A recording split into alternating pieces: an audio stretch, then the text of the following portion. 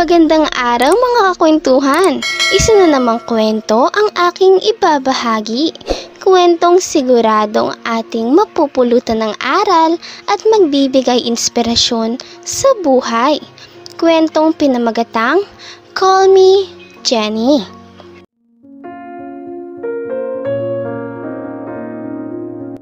Ang isa sa pinakapangit na mindset ng mga tao ay ang pag-iisip na hindi karespe-respeto. Ang isang babae na nagagawang ibenta ang sarili at ang mga katawan nila para lang sa pera.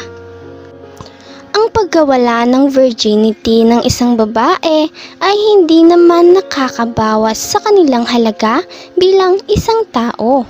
Ang mga taong makitid ang utak lang ang nag-iisip na wala ng kwenta ang mga babaeng nagbebenta ng aliw o mas kilala sa mga tawag na pokpok at babaeng bayaran. Minsan dahil sa mapanghusga na pag-iisip ng mga tao, kaya lumiliit ang tingin ng iba sa mga babaeng na wala na ng virginity habang hindi pa kinakasal. Hi Pogi! Mapang-akit na pagbati ni Jenny sa isang customer na lalaki na sa unang tingin pa lang ay masasabi ng may itsura ito. Kasalukuyan silang nasa loob ng bar. Ang buong paligid ay medyo madilim dahil sa dim lights lang ang tanging tumatanglaw sa kanila sa kadiliman. Marami ring tao sa buong bar at puro lalaki ang pumapasok na customer sa loob upang pansamantalang kalimutan ang realidad at kaguluhan sa labas. Napangiti si Jenny nang mula sa malungkot nitong pag-inom ng alak ay napalingon ang lalaki sa kanyang gawi. Kasalukuyan na mag-isa itong umiinom sa may bar counter at walang kasama. Nakita niya pa ang pagtingin na ginawa nito sa kanyang katawan na halos makita na ang lahat dahil sa suot nitong sexy na bra at panty. Tuluyan na itong nilapitan at mapang-akit ng initian. Mag-isa ka yata, Pogi? Tanong ni Jenny habang hindi pa rin nawawala ang mapang-akit nitong ngiti at tingin. Kaagad naman ito na napalunok at mabilis na nag-iwas sa kanya ng tingin. Pwede ba ako umupo dito, Pogi? Pagkausap muli ni Jenny sa lalaki. Wala namang nakaupo dyan. So yeah, sure. Pwede kang umupo dyan. Simpleng sagot ng lalaki habang hindi pa rin siya nito tinatapunan ng tingin. Nang tuluyan na siyang makaupo sa tabing upuan nito, ay nakita niya ang ginawang paglagok ng alak ng lalaki. Diretso nitong nilagok ang mapait na alak at napangiwi na lang bandang huli sa nalasahan. Natawa tuloy si Jenny sa nakita sa lalaki. By looking at your face, first time mong uminom, no? May mapang-asar na ngiti sa labi ni Jenny. Dahil sa kanyang tanong ay napalingon naman sa kanya ang lalaki. Napangiti ito at umiling. No, your assumption is wrong. Hindi ito ang first time kong uminom. Actually, this is the third time na uminom ako ng alak. Nangingiti na sagot ng lalaki. We, umusta si Jenny na para bang hindi naniniwala sa sinabi nito. Eh di wag ka maniwala. At diretso muling lumagok ang lalaki ng alak. Okay, chill. Masyado kang hot, Pogi. Natatawang anas pa ni Jenny. Lihim na napangiti rin ang lalaki habang pasulyap-sulyap sa katabi niyang si Jenny. Pogi, may tanong ako. Biglang pagsasalita ni Jenny matapos ang ilang saglit na katahimikan sa kanilang pagitan. Lady, you are already asking. Naiiling natura naman ng lalaki. Oh please, stop calling me lady. Jenny babe na lang para may connection agad tayo. Pogi. Malanding suhesyon naman ni Jenny dahilan para sa unang pagkakataon ay narinig at nakita niya itong tumawa sa kanyang tabi. Lihim na lamang na napakagat sa ibabang labi si Jenny habang may ngiti sa labi niya. Naiiling na lang ang lalaki dahil sa kanyang mga naririnig. Kung ganon, tigilan mo na rin ang kakatawag mo sa akin ng Pogi. Just call me Chris Babe. Chris Babe na lang din. Natatawa pang sakay naman ni Chris sa kalokohan ng babaeng nasa kanyang tabi. Pumapatol ka na sa mga biro ko, ah. Ikaw ang patulan ko dyan eh. Malandi namang saad ni Jenny habang inaayos ang kanyang buhok kahit hindi naman ito magulo. E di patulan natin ang isa't isa. Seryoso namang pagpatol ulit ni Chris. Wala na ang ngiti nito sa labi na ikinabilog naman ng bibig ni Jenny dahil sa pagkabigla. Just kidding. Biglang dugtong ni Chris at natawa sa nakitang reaksyon ng kanyang kausap. Nakangiwi na napaayos naman si Jenny ng kanyang pagkakaupo at napabuga ng hininga. Mas lalong natawa ang lalaki dahil doon. Seryoso ka? Biro lang talaga yun? Ayaw mo totohanin natin? Tinaas baba pa ni Jenny ang dalawa niyang mga kilay at tila ba hinihikayat ang lalaki na sumang-ayon sa kanyang nais. Natawa na lamang si Chris at nailing na nilagok ang isang baso ng alak na kanina pa niya pinaglalaruan sa kanyang palad. Bakit pala mag-isa ka lang ditong umiinom? Biglang pagbabasag ni Jenny sa pansamantalang katahimikan na namayani sa kanilang pagitan. Nakita niya na itinukod ni Jenny ang isa nitong siko pagkatapos ay ipinatong nito ang pisngi sa palad at tinitigan siya nito dahilan para mailang naman siya. Mabilis na napatikhim si Chris. Itinuon na lamang niya ang tingin sa paglalagay ng panibagong alak sa kanyang baso na wala ng laman ngayon.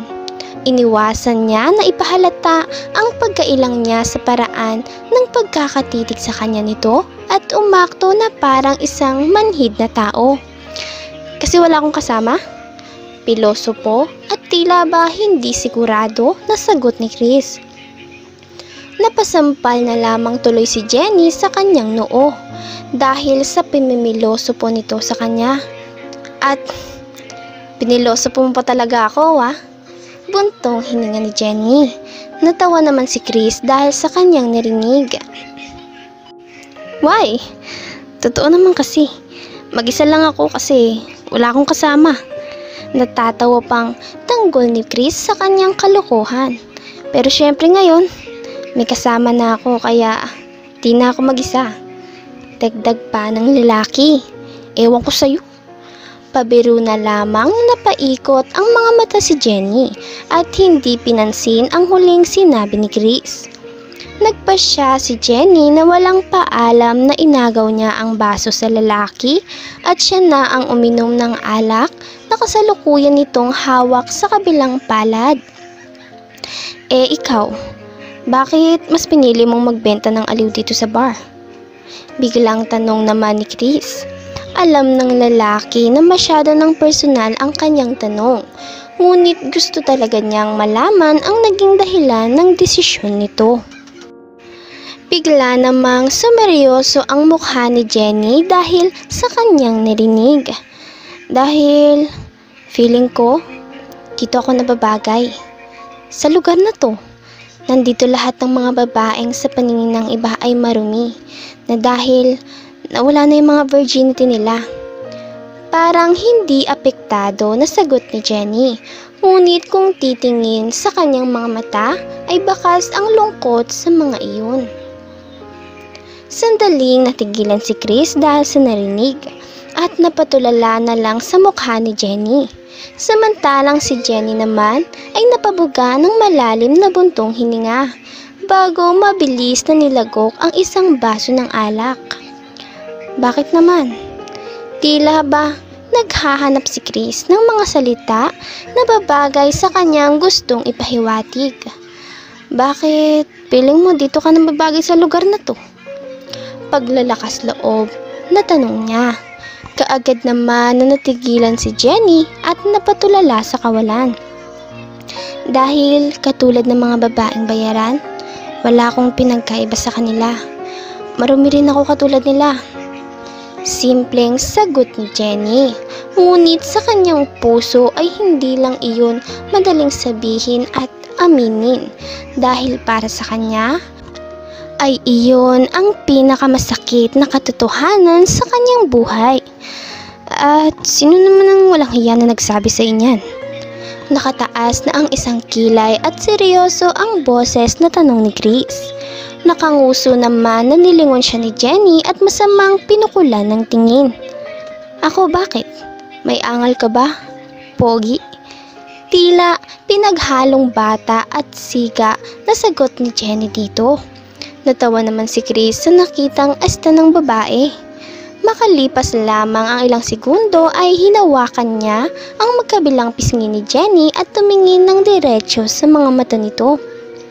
Hey Jenny, tignan mo ko sa mga mata ko. Utos bigla ni Chris sa babae. Tila naman nahihipnotismo na sumunod si Jenny sa iniutos nito sa kanya. Huwag mo nang sasabihin na marumi kang babae kung ayaw mong... Bigla na lang bumaba ang tingin niya sa mapulang labi ni Jenny at napalunok ng sariling laway.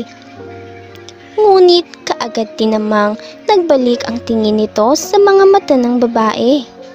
Napakagat naman sa ibabang labi si Jenny dahil sa nakita niya itong tiningnan ang kanyang labi. Or else, anong gagawin mo? Bakas ang pang-aasar sa malanding tono ng pananalita ni Jenny. Tila ba mas inuudyok niya ito na gawin ang nais nitong gawin sa kanya. Or else, gagawin ko to. Mahinang sagot naman ni Chris. At hindi na nagulat pa si Jenny nang bigla nitong ilapit sa kanya ang mukha at tuluyan siya nitong halikan sa labi. I like you, Jenny. Tila ba lasing na bulong ni Chris sa pagitan ng kanilang mga halik. Matapos ang tagpong iyon ay kumuha sila ng silid at pinagsawaan ng isa't isa. Nang gabi ring iyon ay doon na nagsimula ang gabi-gabi nilang pagkikita.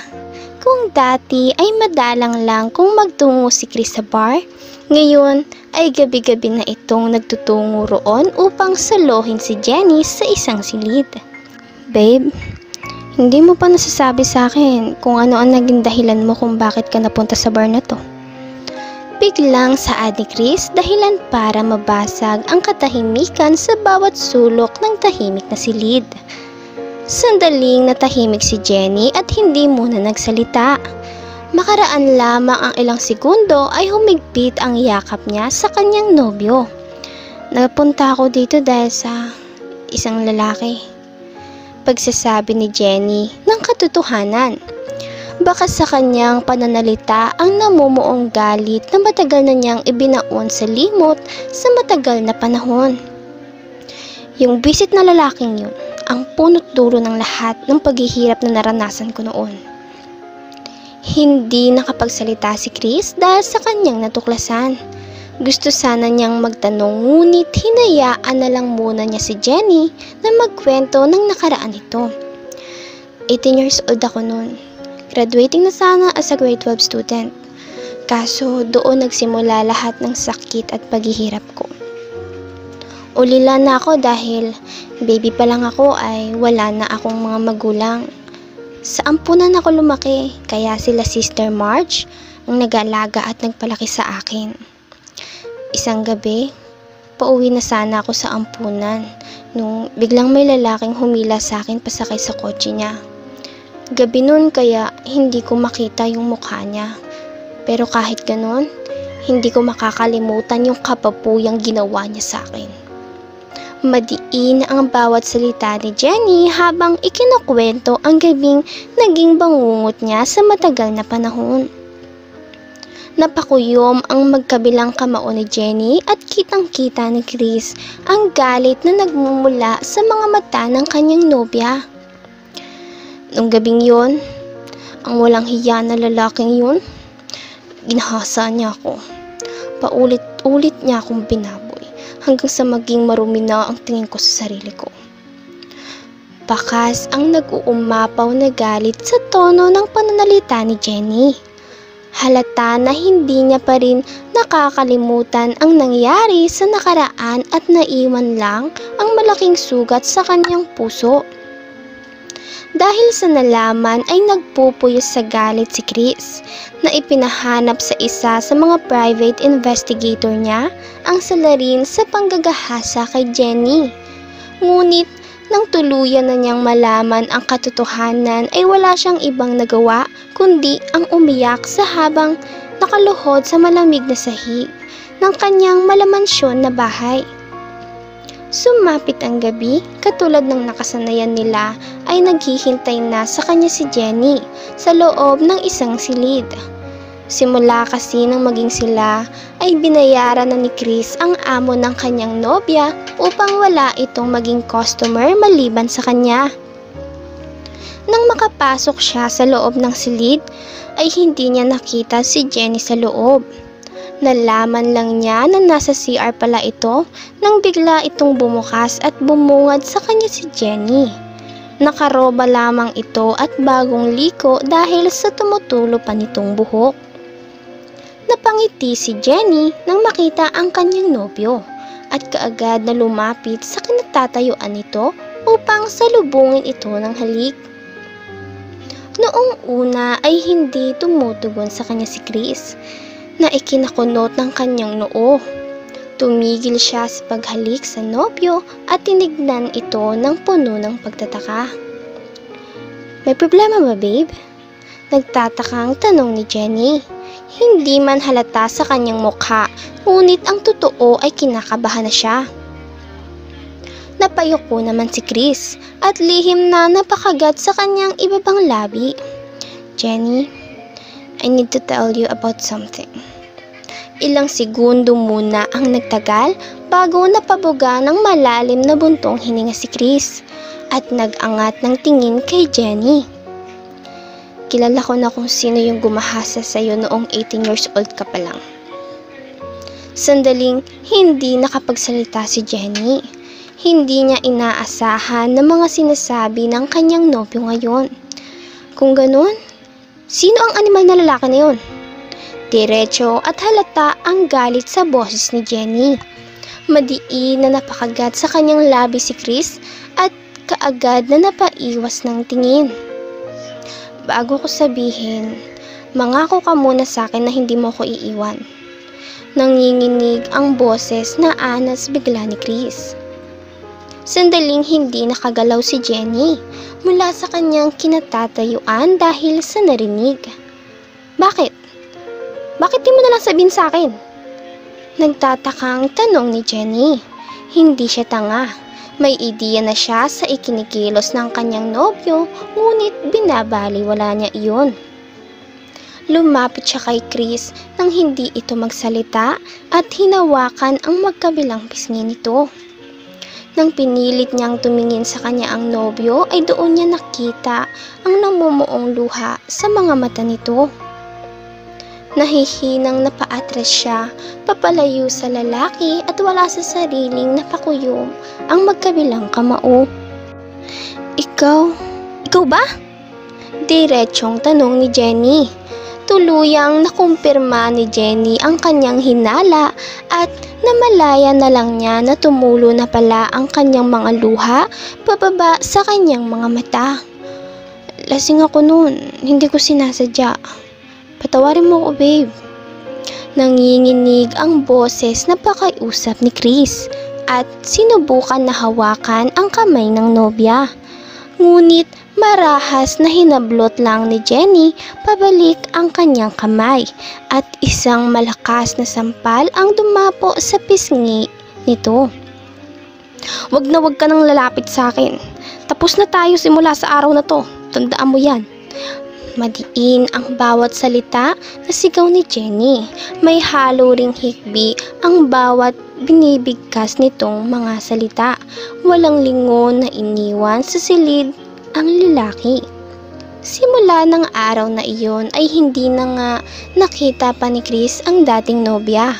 Sinubukan niyang magtanong sa amo nito, ngunit ang sabi nito sa kanya ay umalis na raw si Jenny sa pagtatrabaho sa bar at hindi na nito alam kung saan ito nagtungo.